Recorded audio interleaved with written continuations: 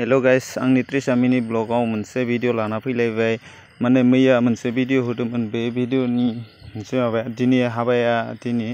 बिनि माने ओरैनो जिखिना भिडिअ लानो हादों बेखिना भिडिअखौनो आङो होनाय जाबाय माने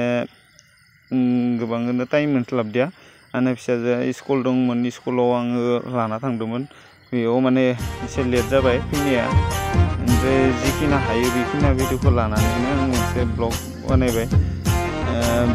माबायदि जादों बेखौ मिथिया ओमफ्राय जिखिना थिखांनो हादों बेखिनाखौनो आङो ब्लगखौ बानायनाय जाबाय हाबाया माने दा दरा बरायदों दरा बरायनानै बेनिफ्राय आर'ज ओरै गाबनानै होनानै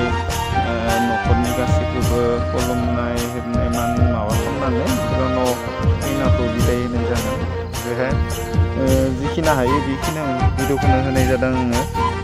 खायसे भिडिअखौ होस्लाबनो बेखिनियानो आंनि मिनि ब्लगा।